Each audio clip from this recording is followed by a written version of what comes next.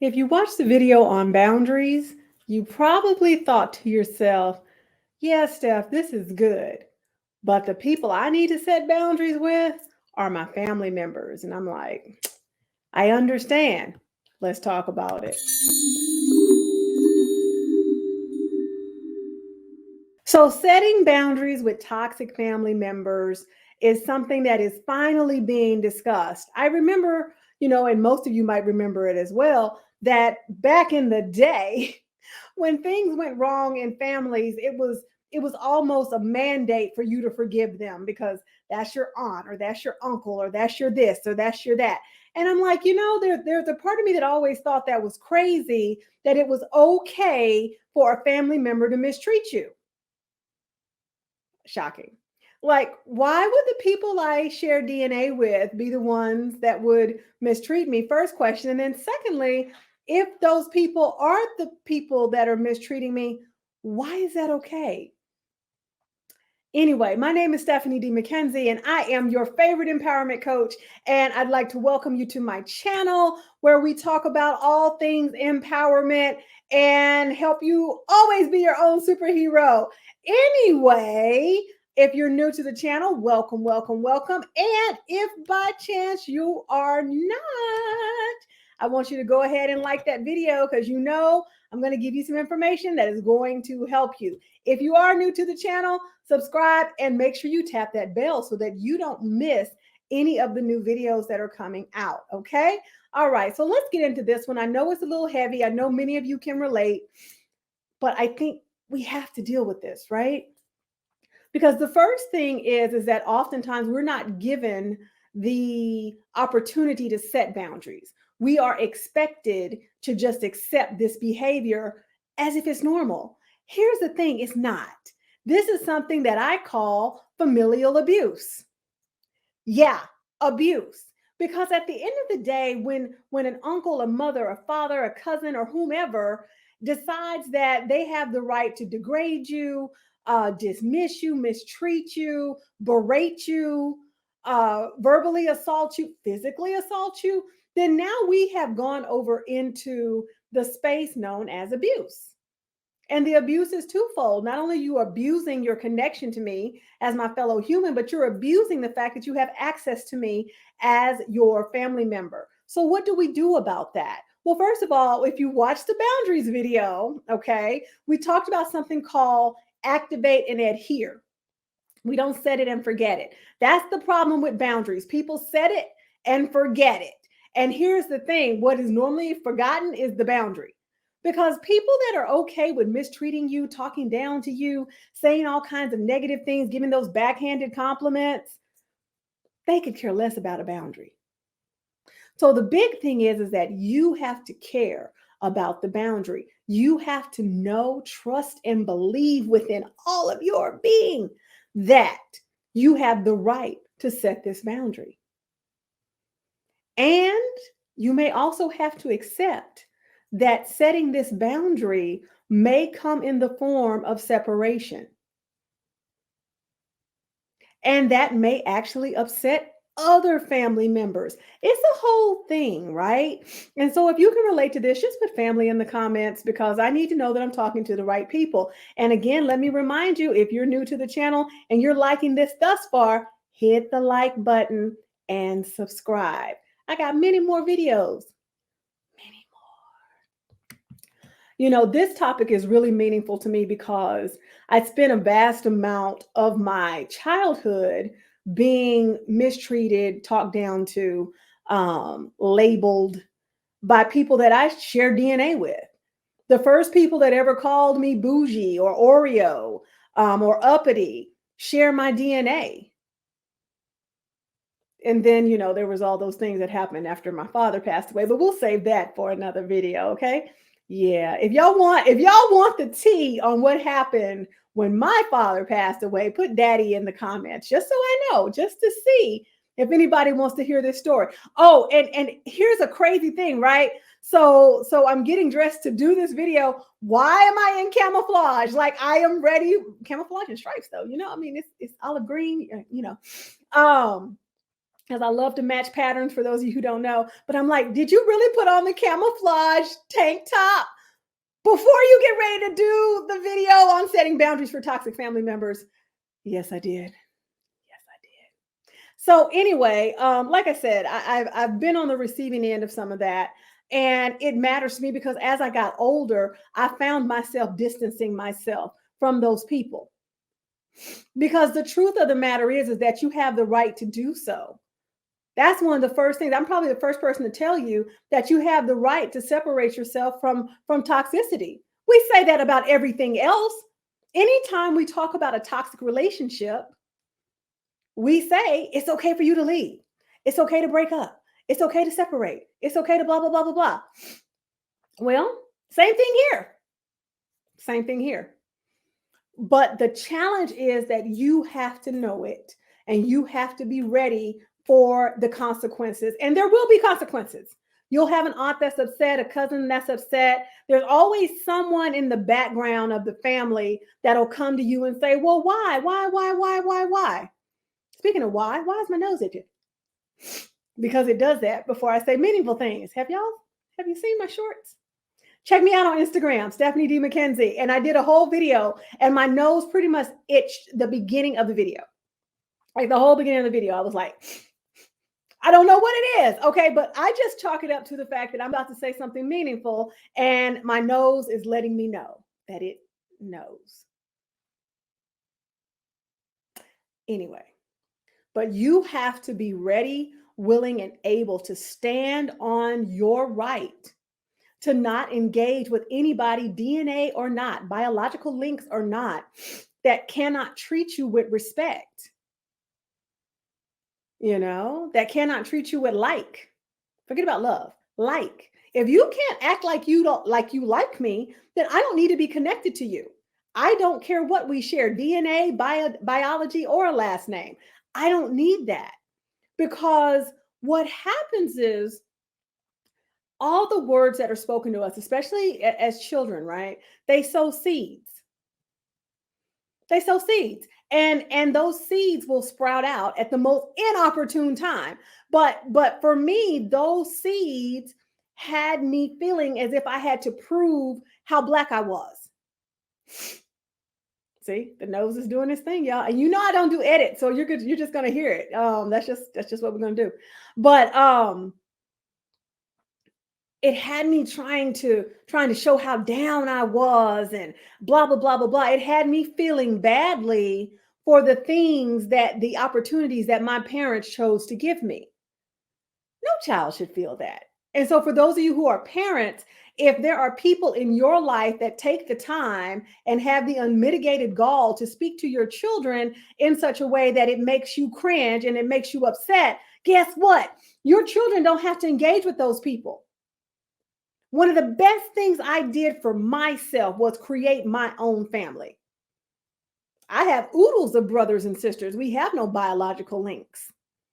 But I created a family that would support me, that would correct me when I was wrong, that would support me, that would laugh at me, that would love me, that would like me, that I didn't have to defend who I am and where I've been. That's the family I created for myself. Right? But again, these things came later. And so what I want to give you is an understanding of the power and the energy that it's going to take for you to say no or no more to these toxic family members. Because remember, many of them have been doing this for quite some time. That is just what they do. And everybody accepts it. And so you're going to be the person to say, no, I'm not going to allow you to project your stanky energy onto my life. I don't want to hear your comments about my weight. I don't want to hear your comments about my car, about my child, about my man, about my woman, about whatever, about my house, none of it. I don't want to hear it because you don't have those rights with me. That's the other thing. Oftentimes, the people that have all the family members, rather, that have all of these things to say and are doing all these things, you don't even talk to them. Let me know if I'm telling the truth. If I'm telling the truth right now, hit the like button. Just hit it. Hit it, because those are the ones. Listen, I can look back on the family members that always had something to say. I didn't hang out with them. You weren't my favorite uncle. You weren't even my favorite cousin. Like, so in the words of Cat Williams, you thugging on breakfast? Like you're taking the time to do all of this drama for someone you don't even have a relationship with. Now, there's another side to this, right? Because I think it's easier to set boundaries with those toxic family members that aren't our immediate family. But what do you do when it's your mom? What do you do when it's your dad? What do you do when it's your sister, your brother? People that you grew up with in the same household. What do you do with them? This may come as a shock to you, but you do the exact same thing. It will just be harder. It will be harder because in addition to you having to stand in your power, you may have to communicate some things you don't want to communicate. You may have to communicate those things more than once. And then you may have other people telling you, well, that's your mom. Well, that's your dad. You only get one, et cetera, et cetera. So then here's the challenge. Can you communicate? Because oftentimes the way that you deal with the toxic family member, especially if they're at a distance, you just don't engage. So what do you do when it's the mom that calls every day, right? Or that comes by every day or every other day or every week? Someone that you see a lot. What do you do with that? Well, listen, you can have a conversation with them. You can try that. You can explain what's going on. But if you're going to converse with them, let me give you a little caveat. Do not converse with them with the goal of changing who they are. Do not expect this light bulb moment where little cherubs come down from the sky. And they say, you are so right. I have been so wrong. Please forgive me. It's probably not going to happen. Probably not. So when you're communicating what has occurred and how you feel, do so from the mindset that I'm just letting them know so that the seed is sown. I'm not sowing the seed because I expect it to sprout a harvest right then and there. I'm sowing the seed of information, not the seed of transformation. Because too many times people will get into those conversations with their mom or their dad or their sisters, and they're expecting this light bulb moment, aha. And they're expecting cherubs to come down from the sky and everybody say, oh my God, and then to hold hands and sing kumbaya and hug each other and rock. And I'm like, it's not going to happen. You're communicating what has transpired because you're planting the seed of information, not the seed of transformation. Okay? More often than not, they're either going to deflect or they're going to deflect, or they're going to try to project back to you. So there's a lot of things that are going to happen here. I can't even predict. If some of you want to have a conversation about this, drop it in the comments. Maybe we'll do a live, and that way we can talk about some things on the spot, so that you can say, hey, my mom's doing this, my dad's doing this, and we can just do it in real time. Okay. So if you want to have this conversation in real time, put combo in the comments so I'll know that this is of interest to you and we will make it happen. So they could do a myriad of things, right? But when you have your mind set and settled in the reality that there's nothing that you're going to say that's going to change how they think or what they do, you're already winning the battle. Okay. That felt like a lot. Let me rest up really quickly for my next points. While I'm doing that, why don't you hit subscribe, tap the bell, definitely hit like. I've told you, I have been a person who has forgotten to like the videos that have been so kind and willing to share their content on this platform. No more. I do it, so I want you to do it. Like me, I'm liking other people, and I'm being really intentional about it, right? All right. So back to the mom, dad, sisters, whatever. So seed of information, not of transformation. But in that, remember the boundaries video. We activate and adhere to it. In that activation portion, we have decided everything. We understand what we're communicating and we understand the consequences of the breach. Now, you don't have to tell them, hey, if you continue to blah, blah, blah, then I'm going to do blah. You don't have to announce that at all. You can simply say, hey, Mom, I appreciate everything you've done for me in my life. And, sometimes when we're talking, I feel a little disrespected when you talk about X, Y, and Z. I would appreciate it if you would not do that anymore. Seed of information. Their reaction, not your responsibility in that moment. Their reaction in the fact that how they react, the actions that they take next, definitely have to be dealt with. So if you've already made the request to not discuss X, Y, and Z, and X, Y, and Z comes up again, what's your next move? What's your next move? That's what the activation sequence is about. So you've already thought it through. If this comes up again, well, I'll have another conversation. It may be a little bit more assertive. Or I'll send you a text message, or I'll send you an email. I will try to communicate with you again. And then if it happens again, then unfortunately, I may have to cut communication with you. And that may mean that you go from phone calls to text messages, or it may mean, and I know some people are going to say, wow, that's harsh. It may mean not talking. Wow, Stephanie, that's harsh. You mean not talk to my parent, not talk to my siblings? Sometimes. And if you make that decision, I don't want you to make it from a place of punishment. I want you to make it from a place of, this is what I had to do. Like I had to do this in order to reclaim my sanity. I had to do this, or our relationship was going to fall apart in a very bad way. I don't want you to do it as punishment. Well, I'm just not going to talk to you.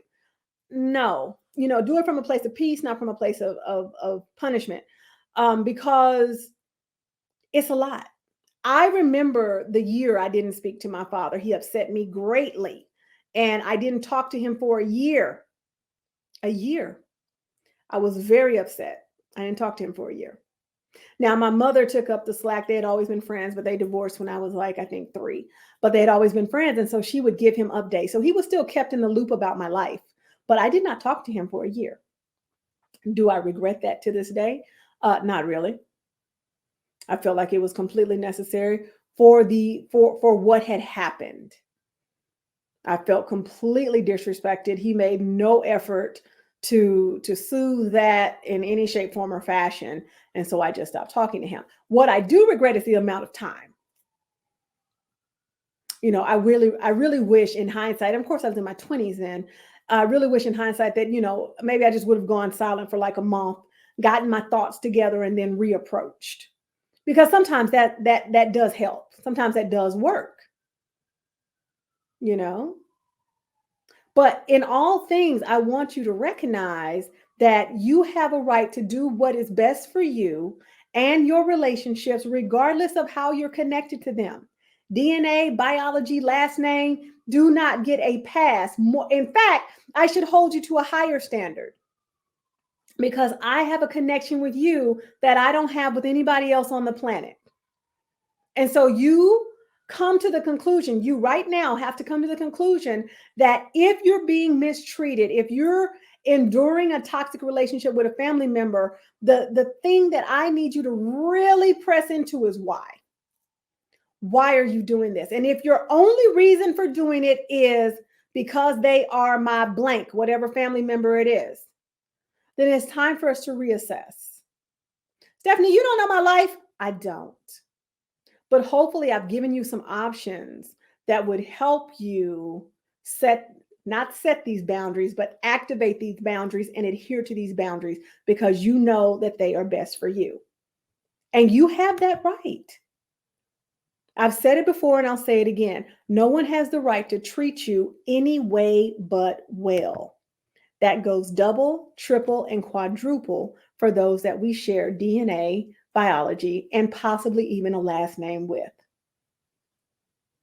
So that's all I have to say about that. Drop your comments below. Please leave me a like. Make sure you share, because sharing is caring. If you disagree with something I say, please feel free to leave the comment. I will reply. And if you want to do this conversation live, just put Put family. What did I say earlier? Family. Whatever I said to put earlier, put that in the comments, because I really want to help you. I know a lot of people are suffering with this. They're troubled by this. They've endured this for a really long time. It's taken a toll on them mentally, emotionally, physically, even spiritually. And I think it's time that we do something different.